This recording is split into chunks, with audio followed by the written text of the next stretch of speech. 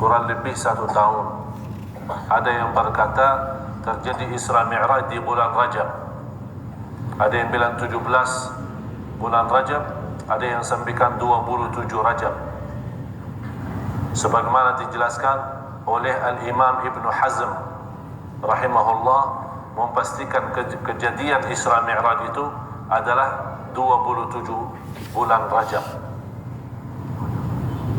Kondisi keadaan Rasulullah bersama manusia di bumi, diusir dari Makkah, ditolak dakwahnya, diperbuat macam-macam kehinaan, kemudian melarikan agama kepada kota At-Taif untuk mengajak mereka berislam dan beriman. Malah Rasulullah SAW mendapatkan cubaan yang lebih parah dan berat daripada kufar Quraisy, dilempar Rasulullah SAW sampai berdarah sallallahu alaihi wasallam. Terjadi hikmah Isra Mi'raj atau kejadian peristiwa Isra Mi'raj, Allah memberikan peringatan kepada Rasulullah, memang kalau manusia di bumi tidak menghargaimu wahai Rasul, ada malaikat dan ada ahlus sama, ahli langit yang mau menghargaimu ya Rasulullah. Menghilangkan rasa kesedihan, mengangkat kesusahan, merubah wawasan dan juga menenangkan hati Rasulullah sallallahu alaihi wasallam. Perjalanan kebiasaan Arab atau Quraisy dari Makkah sampai menuju Al-Masjid Al-Aqsa 1 bulan jalan, 1 bulan balik Makkah, berarti 2 bulan perjalanan.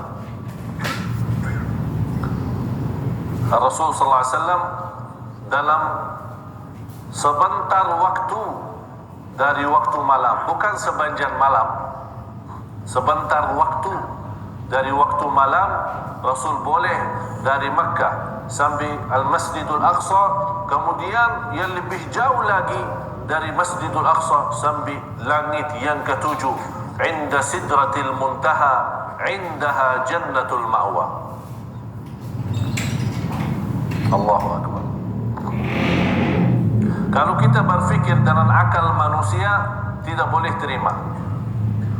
Mana boleh orang yang perjalanan dari Makkah Masjidul Aqsa 1 bulan, ini Rasulullah cuma sebentar saja. Rasulullah SAW bersama malaikat Jibril naik Al-Buraq. Al-Buraq itu sebuah binatang, ada yang berkata kuda, ada yang berkata di bawah kuda. Jadi bukan kuda, bukan binatang-binatang lain ya, agak mirip-mirip sedikit sama kuda.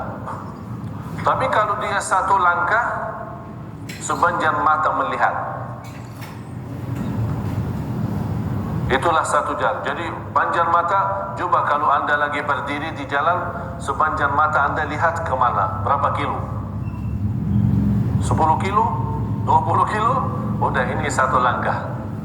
Berarti sebentar sampai. Rasulullah SAW malam hari bersama malaikat Jibril sampai ke Al-Masjidul Aqsa. Rasulullah SAW di saat itu memimpin para nabi dan rasul seluruhnya. Ini di luar kekuasaan kita, itu adalah kekuasaan Allah. Allah maha mampu mengumpulkan seluruh para nabi dan rasul di Masjidul Aqsa, menunggu Rasulullah SAW datang dan Rasulullah mengimami mereka. Dan ada dasarnya di surat Ali Imran ayat 81 sama ayat 82. Wa idh akhadha Allahu mitsaqan nabiyyina lama ataitukum min kitabin wa hikmatin thumma ja'akum rasulun. Allah menjelaskan di ayat itu kedatangan Rasul saat berkumpul para nabi. Tafsiran ulama, berkumpul para nabi itu ada 2 kali. Yang pertama masih di alam ruh, belum diciptakan Allah Subhanahu wa taala apa-apa, mereka masih di alam ruh. Allah kumpulkan para nabi dan rasul dan mereka akui dan baiat kepada Rasulullah SAW sebagai rasul akhir zaman. Yang kedua di Masjidul Aqsa waktu Isra Mi'raj, semua para nabi kumpul, sejak Nabi Adam sampai akhir nabi. dan Nabi Muhammad SAW mengimami mereka. Habis selesai itu namanya Isra. Jadi kalau dari timur ke barat atau dari utara ke selatan perjalanannya lurus, itu namanya Isra. Tapi kalau naik namanya Mi'raj. Habis selesai salat Rasulullah SAW, naik bersama malaikat Jibril. Dan tidak ada manusia selain Rasulullah yang boleh sampai ke posisi yang tertinggi di alam semesta ini. Hanya Rasul.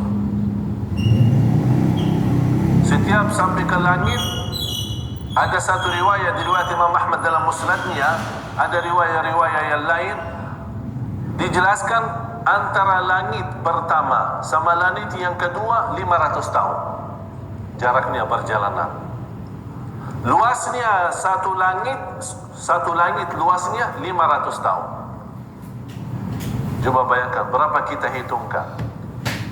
Tapi Rasulullah SAW boleh dalam sejangka waktu sebentar saja sampai. Setiap dapat masuk langit pertama yang namanya langit dunia, ada pintu-pintu. Malaikat Jibril tutup pintu, minta izin masuk. Ada juga kawal. Ini langit, jangan fikir kawal di bumi saja. Ada juga di langit ada kawal, ada polisi, ada malaikat jaga. Ini tidak orang sembarangan tak boleh masuk. Malaikat Jibril tutup pintu, minta izin masuk. Ditanya sama yang jaga, siapa? Dia jawab, saya Jibril, bersama saya Muhammad sallallahu alaihi wasallam. Langsung dibuka. Memang kami diizinkan dan diperintahkan untuk buka untuk Muhammad sallallahu alaihi wasallam. Naik. Rasulullah SAW berjumpa di langit yang pertama Nabi Adam. Nabi Adam ada cerita kalau beliau melihat ke sebelah kanan senang, senyum. Begitu dia lihat ke sebelah kiri, maaf ya, sedih. Ditanya, Rasulullah SAW bertanya kepada malaikat Jibril, ini siapa? Ini Adam. Terus kenapa kalau dia lihat ke kanan senang, kalau lihat ke kiri nangis dan sedih? Kalau dia lihat ke sebelah kanan, dia melihat keturunannya yang masuk surga. Begitu senang dan bangga. Mudah-mudahan kita termasuk yang sudah dilihat oleh Nabi Adam. Kalau dia lihat ke sebelah kiri, melihat keturunan Nabi Adam yang sudah masuk neraka, na'udzubillah. Itu yang membuat beliau sedih dan nangis. Kemudian Rasulullah SAW mengucapkan Assalamu alaika. Malaikat Nabi Adam menjawab, wa alaikassalam ayyuhal abdus salih wan nabiyyus salih. Terus naik lagi langit yang kedua, jumpa di langit yang kedua Nabi Yahya dan Isa alaihissalam. Kemudian lanjut lagi, naik Rasulullah SAW ke langit yang ketiga, jumpa di situ adalah Nabi Idris, ada riwayat Nabi Yusuf, dan lebih sah dan lebih kuat Nabi Yusuf di langit yang ketiga. Sampai kata Rasulullah SAW, luar biasa bersinar mukanya Nabi Yusuf. Kemudian naik Rasulullah SAW bersama malaikat Jibril sampai ke langit yang keempat, jumpa di langit yang keempat Nabi Idris. Kemudian naik lagi ke langit yang kelima, ketemu Nabi Harun. Di langit yang keenam ketemu Nabi Musa. Begitu Nabi Musa berjumpa dengan Nabi Muhammad sallallahu alaihi wasallam dan dia tahu inilah Nabi akhir zaman, Nabi yang terakhir.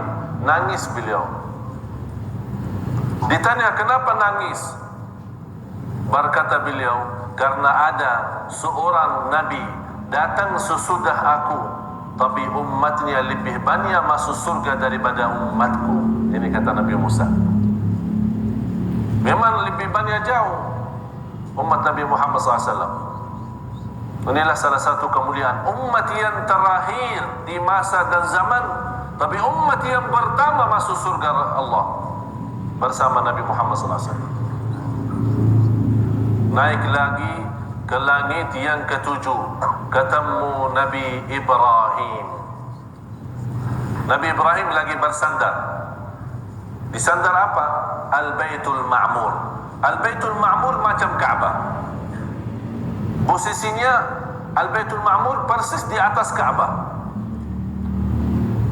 Rasul memberikan gambaran di Al-Baitul Ma'mur ada malaikat tawaf.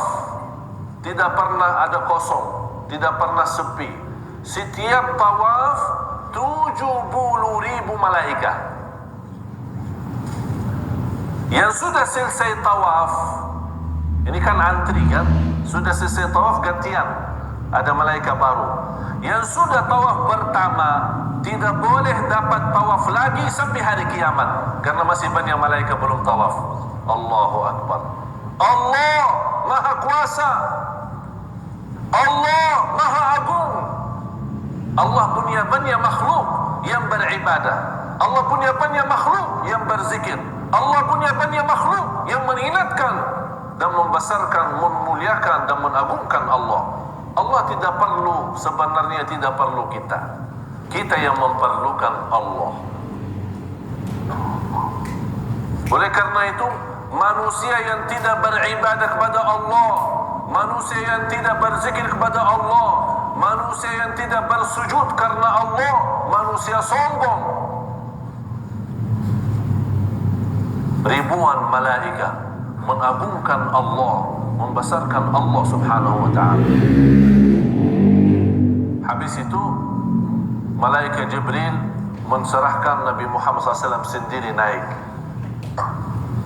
Kata Nabi Muhammad SAW, ikut sama saya, temanin sampai ke atas. Kata malaikat Jibril, lau tajawaztu lahtaraktu walau tajawazta lahtarakta. Kalau saya lewati lagi, saya akan terbakar, kata malaikat Jibril. Karena sudah menyampai batas cahaya Allah di situ ada. Jadi kalau malaikat Jibril mau tembus ke sana, tak boleh, boleh terbakar langsung. Tapi Nabi Muhammad SAW, karena beliau juga cahaya dan tercampur dengan cahaya Allah, boleh tembus dan boleh lewat. Rasulullah saja sallallahu alaihi wasallam.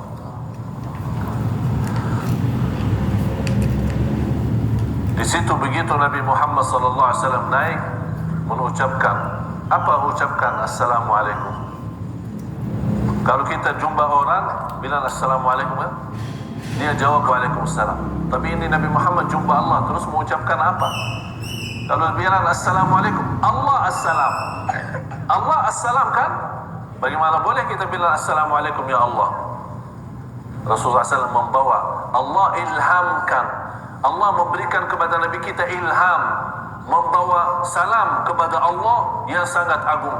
At-tahiyyatu, al-mubarakatu, at-tayyibatu, as-salawatu, az-zakiyatu lillahi rabbil alamin.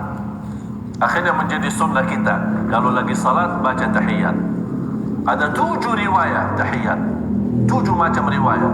Dan salawat Ibrahimiyah di tahiyyat kita ada 6 riwayat. Ada bermacam bedaan. Rasulullah sallallahu alaihi wasallam habis mengucapkan at-tahiyyatul mubarakatut thayyibatu's salawatu lillahi rabbil alamin. Allah jawab, assalamu alayka ayyuhan nabiyyu wa rahmatullahi wa barakatuh. Begitu Rasulullah mendengar jawaban dari Allah, langsung ingat kita. Dia tidak mau hanya dia sendiri saja mendapatkan barakah dan aman dari Allah, dia harap juga umatnya. Assalamu alayna wa ala ibadillahi salihin, untukku dan untuk orang salih di antara umatku. Allahumma salli wa sallim wa barik alaihi. Sampai di saat itu Rasulullah masih ingat kita, tapi kita terus lupa. Rasulullah satu orang memfikirkan miliaran umatnya, Tapi miliaran umatnya belum mampu memfikirkan satu orang. Wala haula wala quwata illa billah. Sedih. Bila saatnya kita menjadikan Rasulullah bangga terhadap kita. Sudah banyak kecewa Rasulullah. Saya yakin kalau Rasulullah melihat kondisi dan keadaan umat saat ini, pasti kita malu. Malu terhadap Rasulullah, apalagi terhadap Allah. Wala haula wala quwata illa billah. Salat kita, muamalah kita, akhlak kita, banyak yang sudah cukup kacau, hancur. Tapi Rasulullah tetap masih sayang sama kita. Terus selalu mendoakan kita, selalu berjuang untuk kita.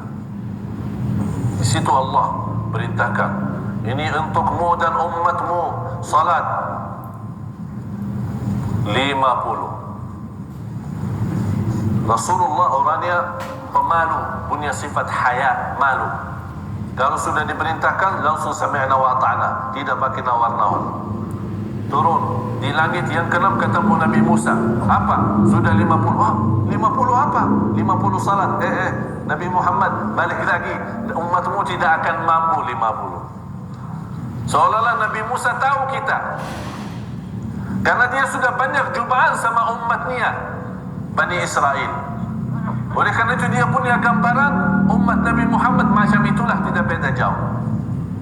Minta dikurangi, minta diskon.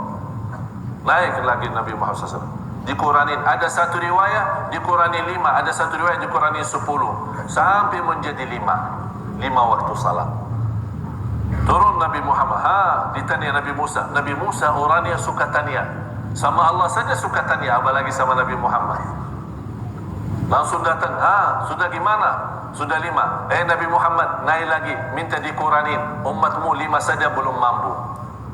Masya Allah, Nabi Musa tahu 5 waktu saja sekarang umat Islam belum beres. 5 saja belum beres. Saya jumpa satu orang, saya bertanya ajak salat maghrib, dia bilang saya cuma salat 3 waktu. Apa itu? Salat Idul Adha, Idul Fitri sama Jumat. La haula wala quwwata illa billah. Ini umat Nabi Muhammad sallallahu alaihi wasallam.